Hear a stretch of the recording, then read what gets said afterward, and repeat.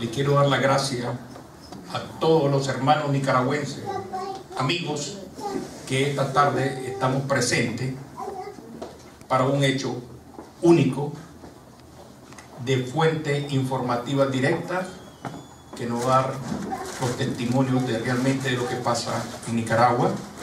Pero principalmente ahorita quiero darles las gracias a ustedes y es un honor para mí decirles muchas gracias por estar con nosotros, y me es el honor de presentarle a la directiva que trabajó duro durante 3 meses para que estos eventos se pudieran dar. Uno de ellos, un baluarte especial, el presidente de la directiva, Alex Maltés.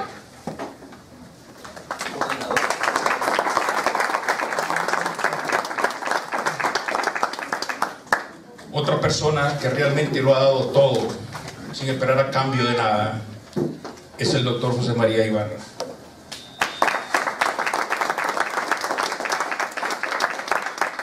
Luis Alfaro, un luchador de corazón que mejor no me le toquen a Nicaragua.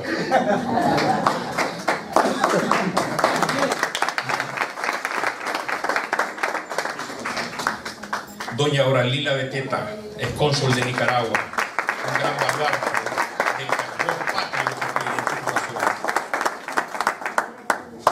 El doctor Gonzalo Gradi, que nunca faltó a una reunión, no importara si lloviera o tronara.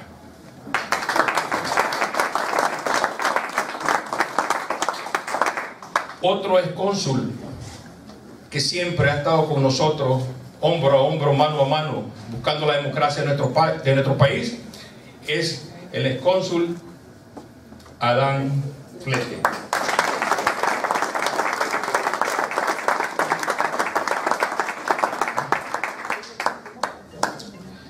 Nos place también tener a un compañero que siempre estuvo en la distancia, pero cerca del corazón de Nicaragua, Víctor Molina.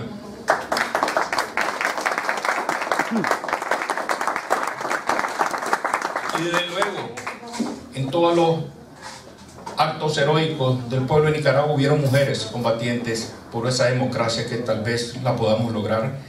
Y creo que la vamos a lograr, hay que ser optimistas. Le voy a presentar a Ruth Maltés, nicaragüense. Pero siempre hubieron baluartes fuera de nuestra patria que lo dieron todo por nuestra patria. Me refiero a una persona de origen mexicano, Olga Mar.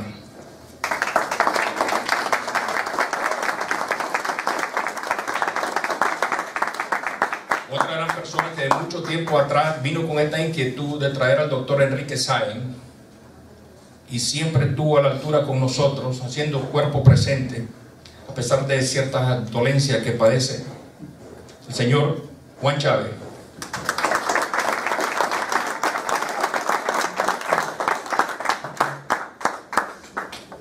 Le queremos dar las gracias también a la esposa de José María Ibarra por todo el apoyo incondicional.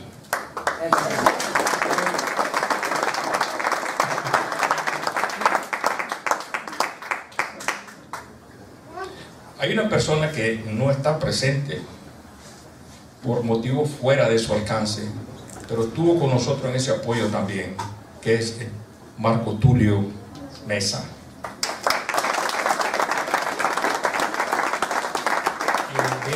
En este momento le voy a pasar al doctor José María Ibarra y el doctor Gradi, que se va a encargar de continuar el programa para el deleite que espero que sea de su agrado. Doctor.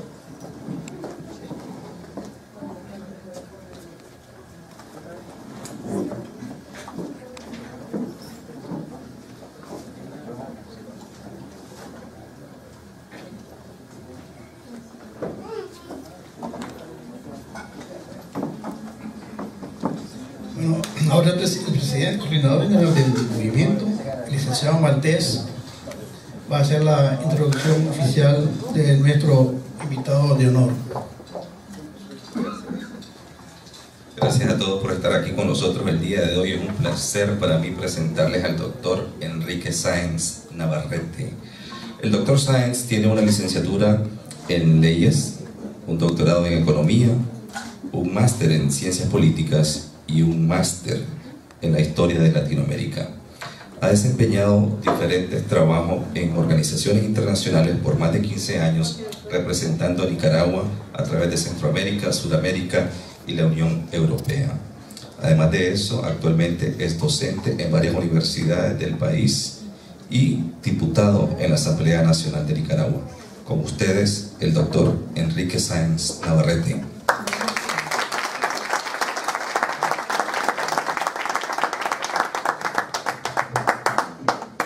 Buenas tardes. Quiero, en primer lugar, agradecer la presencia de todos ustedes. Me imagino la dificultad que debe haber con las distancias y dedicar un domingo para una reunión de este tipo. Entonces les agradezco muchísimo el esfuerzo que han hecho por asistir a este encuentro. Quiero también agradecer al grupo de nicaragüenses organizado en el movimiento Pro Democracia en Nicaragua, que en verdad me resulta grandemente gratificante la persistencia, el esfuerzo, la voluntad que han colocado para que estos encuentros se hayan realizado. Para que tengan una idea, he estado en 6 programas de radio. La garganta la llevo ya aquí, y con un programa, en un programa de televisión, además de un encuentro que tuvimos el viernes, el viernes, sí, y este encuentro. Así que estoy sumamente agradecido con todos. A mí me pidieron que hiciera una presentación sobre el momento actual en nuestro país. Yo quiero decir que estoy, por supuesto, comprometido a hacer esa presentación, pero a mí me interesa también escucharles. Me interesa oír lo que ustedes piensan, lo que ustedes sienten, lo que ustedes proponen, porque me parece que no solo se trata de que ustedes me escuchen, sino que logremos, a partir del diálogo, enriquecernos recíprocamente. Entonces les voy a animar desde ahora al periodo de preguntas y respuestas, que sin reservas, con toda confianza, abramos un diálogo constructivo alrededor de nuestro país. Bueno, en mi opinión, para comprender el momento presente en Nicaragua, tenemos que remontarnos un poco hacia el pasado, porque en la historia hay hechos que ocurren aparentemente de casualidad, aparentemente circunstanciales, pero por lo general obedecen a un proceso histórico que viene acumulándose con los años. Y entonces me parece que para entender el momento presente tenemos que ver la lógica en que ese momento presente se inscribe. ¿Qué hemos tenido en nuestra historia? Todos nosotros, y no quiero ser trágico, por una u otra razón, llevamos en nuestra mente ilusiones, esperanzas, pero también tragedias como pueblo. Somos un pueblo al que le ha tocado sufrir mucho. La misma decisión de abandonar el país para abrirse paso por razones políticas o por razones económicas, ya implica un sufrimiento para el que se va o los que se van, y un sufrimiento para los que se quedan, y una sangría para el país que sufre cuando sus hijos e hijas tienen que ir más allá de la frontera para poder encontrar una oportunidad de sobrevivencia o de prosperidad. Pero también hemos tenido otro tipo de sufrimientos. Hemos tenido confrontaciones, hemos tenido guerras a lo largo prácticamente de toda nuestra historia independiente. A lo largo de ese proceso hay otros, pero quisiera enfatizar en tres que se encuentran en la raíz de nuestro acontecer. Uno es que desgraciadamente y con poquísimas excepciones, quien sube al poder se quiere quedar. El continuismo. Y se quiere quedar utilizando los más diversos medios, desde pactos y componendas, reformas constitucionales, hasta la fuerza.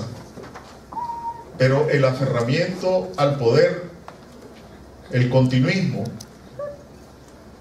ocurrió con Zelaya, ocurrió con Somoza García, ocurrió con Somoza de Baile, ocurrió con la revolución, que iba a durar por siglos.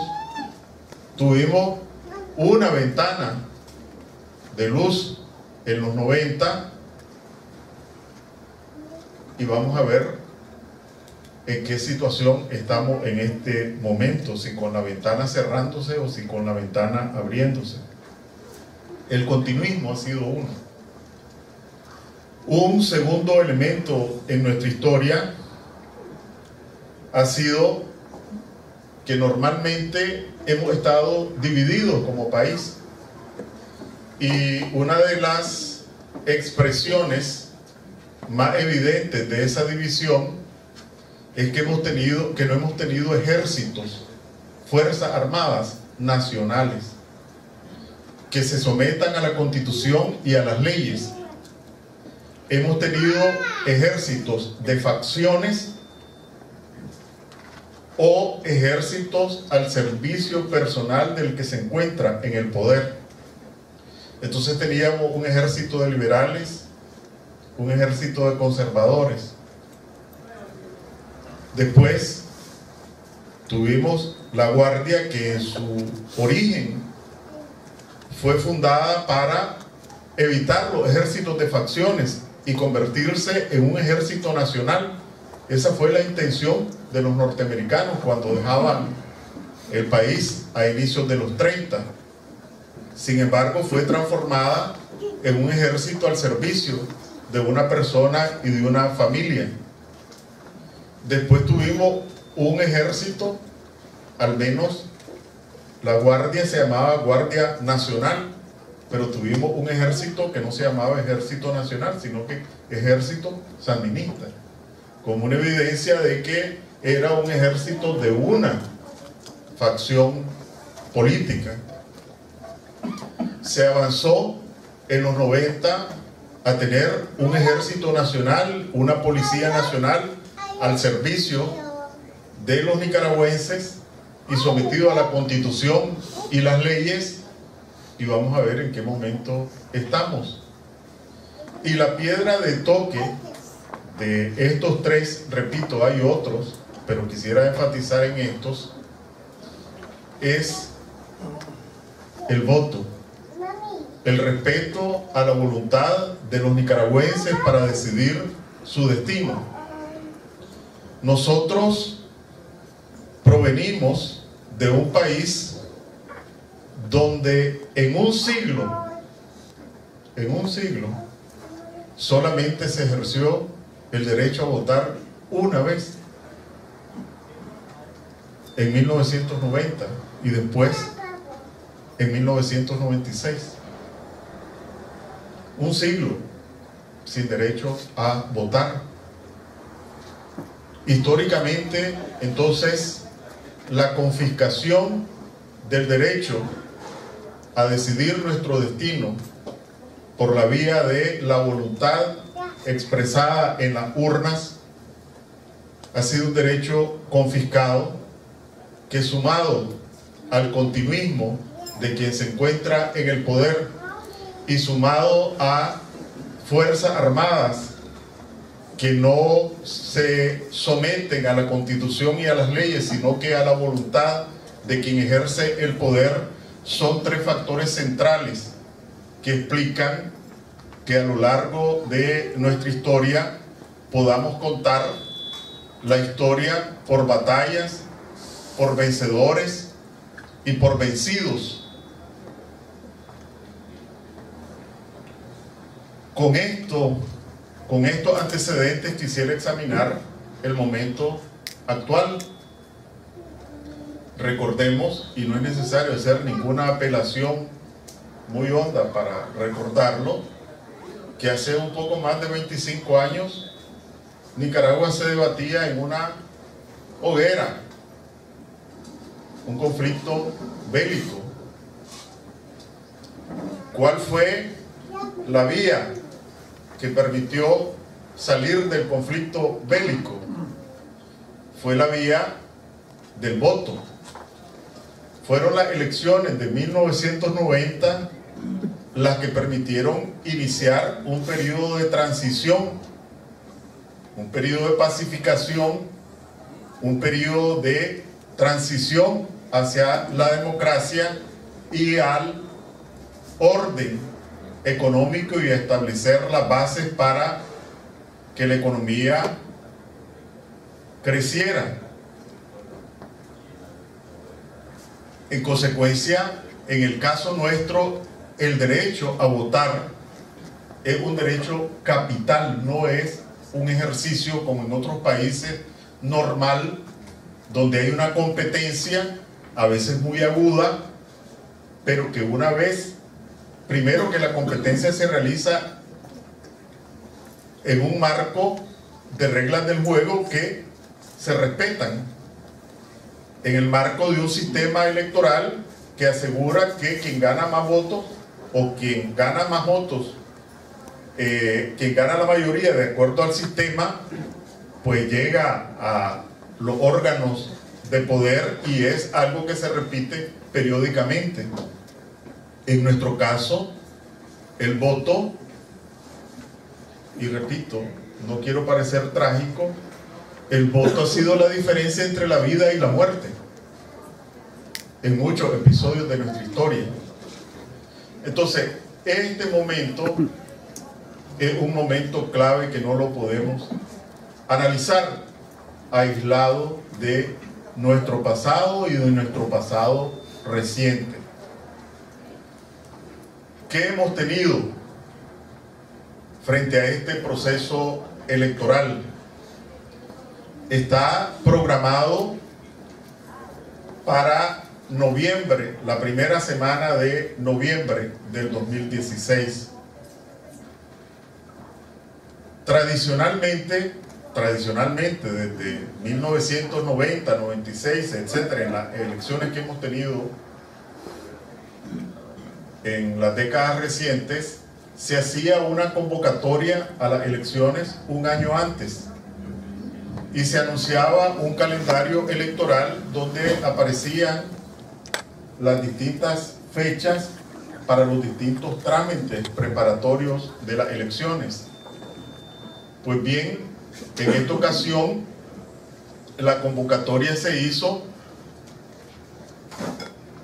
6 meses después de lo que se hacía ordinariamente, es decir, tendría que haberse hecho en noviembre del 2015 y se hizo en mayo del 2016. La pregunta es cuáles son las razones. Después,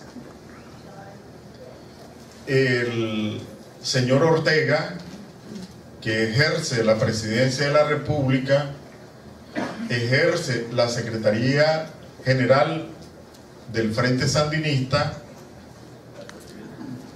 en el evento de su partido que lo proclamó por séptima vez como candidato a la presidencia de la República, en medio de un lenguaje ofensivo,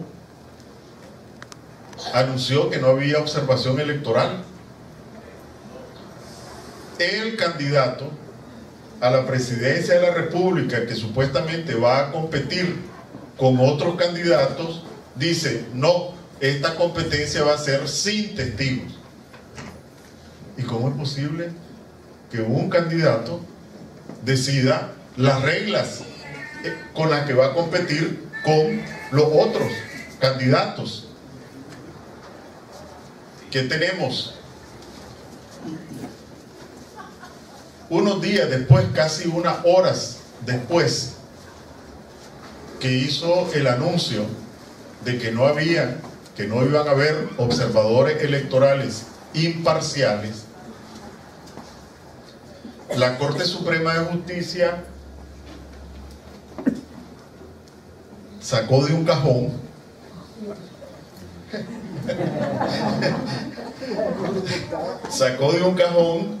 un caso que estaba ahí acumulado desde hace más de 5 años, en el que algunas personas, no organizaciones, algunas personas reivindicaban la representación del Partido Liberal Independiente, del PLI. El PLI había encabezado la alianza que participó en las elecciones del 2011, que estuvieron encabezadas por Fabio Gadea como candidato a la presidencia. En esas elecciones, o antes de esas elecciones, el Consejo Supremo Electoral había resuelto ya esa litis y había resuelto que quien tenía la representación legal del PLI se llamaba Indalecio Rodríguez, que era el presidente del PLI en ese momento. Después se participó en las elecciones, se le venció el periodo a Indalecio Rodríguez, hubo una convención y se eligió a Eduardo Montealegre. Entonces, en esta sentencia de la Corte, contradiciendo una resolución del Consejo Supremo Electoral y yendo a desempolvar un caso que dormía ahí, el sueño de los justos, lo resucitaron para resolver entregárselo a otra persona y despojar a la principal fuerza de oposición de su representación legal. Ese fue el tercer hecho de días recientes. El cuarto hecho, a propósito de la expresión nuestra de que por las vísperas se saque el día, el cuarto hecho es que la estructura electoral en Nicaragua es piramidal. Tiene a la cabeza el Consejo Supremo Electoral, después están los consejos electorales departamentales y después están los consejos electorales municipales. Cada uno de ellos, los departamentales y los municipales, están formados por 3 miembros: un presidente, un primer miembro y un segundo miembro, 3, y provienen de los partidos. Por el pacto de Ortega con Alemán, como se suponía que solo iban a haber 2 partidos, o los 2 partidos iban a controlar por décadas los destinos del país, resolvieron que el presidente del Consejo Departamental, de la mitad de los consejos departamentales, sería del partido que había obtenido el primer lugar en las elecciones anteriores, y que el otro 50%, el presidente iba a ser el que había obtenido el segundo lugar. de tal manera que el primero y el segundo lugar de las elecciones anteriores se iban a repartir la presidencia de los consejos departamentales. Y el primer miembro, es decir, el otro miembro de los tres, se iba a repartir de igual manera. Digamos, 8 departamentos del frente, digamos, era el presidente del frente, y de los otros departamentos donde no era presidente, era el primer miembro, y viceversa. Entonces, como el PLI fue la segunda fuerza en las elecciones del 2011, si admitimos los resultados, el PLI iba a tener la presidencia de la mitad de los consejos departamentales y el primer miembro de la otra mitad. O sea, que todas las actas departamentales tenían que ser firmadas por un miembro proveniente del PLI a nivel departamental. La misma estructura a nivel municipal. O sea, representantes del PLI iban a estar en todas las estructuras del Consejo Supremo Electoral, pero también en las juntas receptoras de votos, en toditas. Y que representa entonces el despojo de la representación legal que se otorgó al doctor Pedro Reyes Vallejos, que Pedro Reyes Vallejos pues no tiene ningún partido.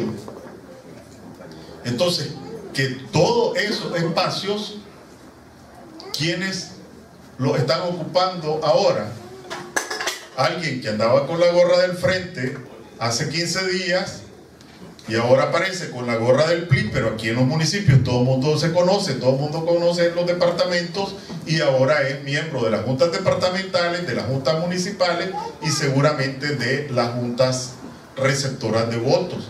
Es decir, por esta vía el orteguismo se apoderó de la totalidad del sistema electoral. La pregunta es, entonces, en estas condiciones, ¿vamos a tener elecciones donde se respete la voluntad de los nicaragüenses, o vamos a tener farsa electoral donde se falsifique la voluntad de los nicaragüenses para que el día de las elecciones aparezca alguien proclamado con el 80% de los votos, a lo mejor hasta el 90%, ¿verdad?, con tal número de diputados, y otra vez a empujar la misma piedra en una cuesta empinada, espinosa y resbalosa. Entonces, lo que conducen a pensar estos hechos es que nosotros nos encontramos frente a dos caminos, ¿no?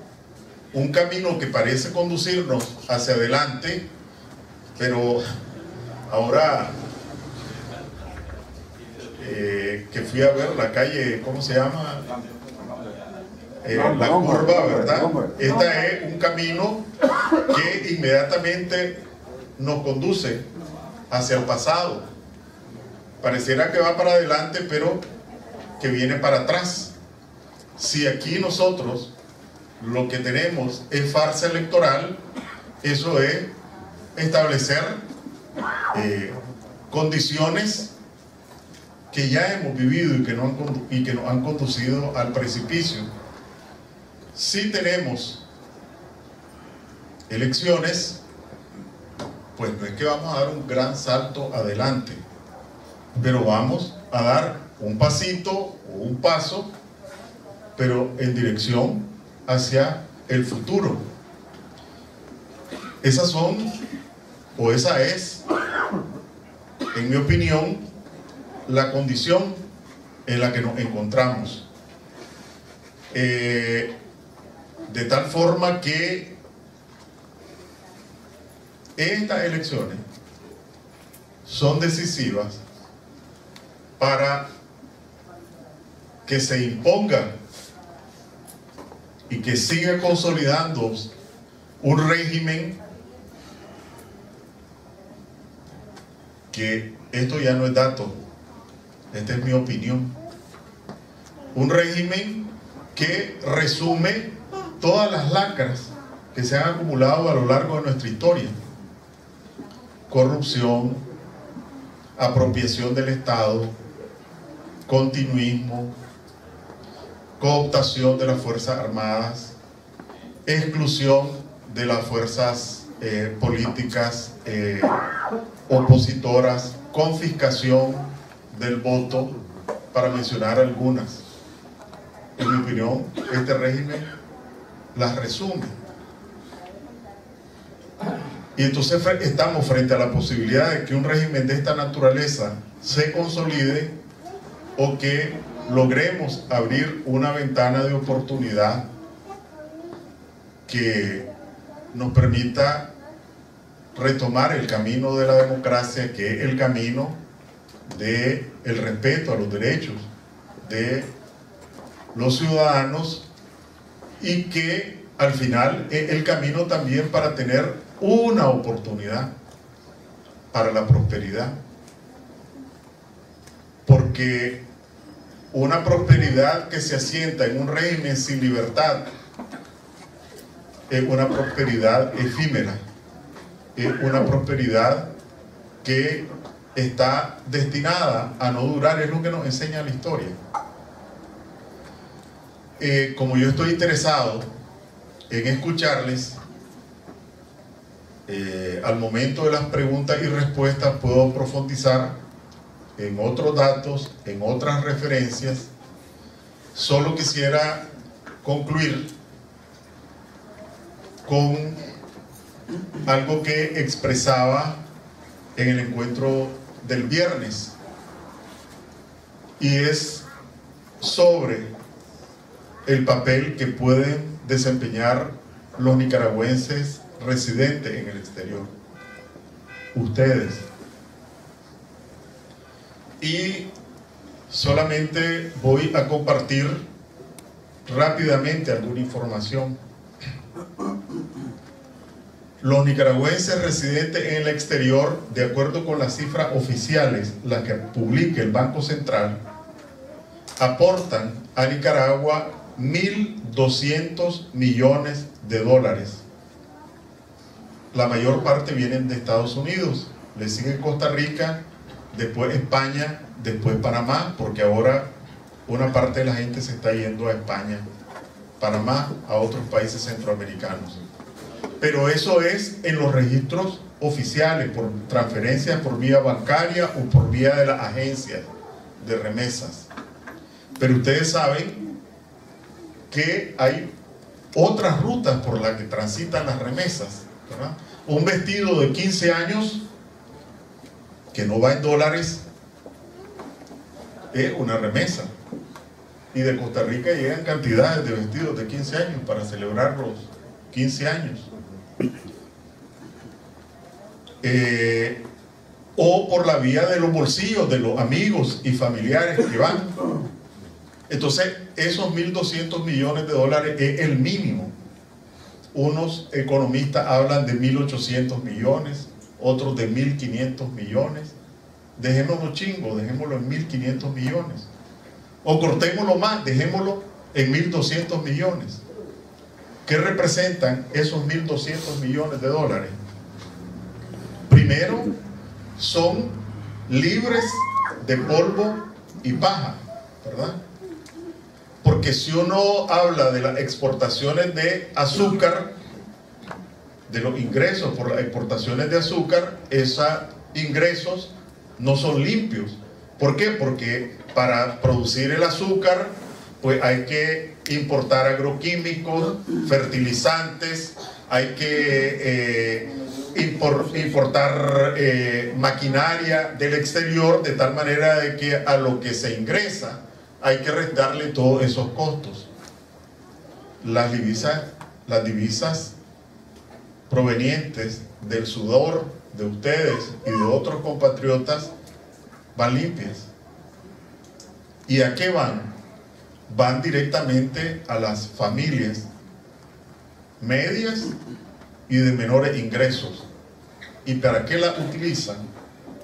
Para el consumo, para la comida, para la educación de los chavalos que se quedaron, para la vivienda, etc. Consumo. Entonces, en el crecimiento económico del que muchos presumen los voceros del régimen, Nicaragua es una economía exitosa porque ha crecido más del 4% en los últimos años. ¿Y saben cuál ha sido una de las palancas más importantes de ese crecimiento económico? El consumo. Y buena parte del consumo proviene de las remesas. Entonces es el trabajo en el exterior lo que permite parte, no digo todo, del crecimiento económico. Pero no es solo eso. Uno de los grandes problemas que tiene la economía del país y que no se menciona es lo que le llaman la brecha comercial. Perdonen que se está saliendo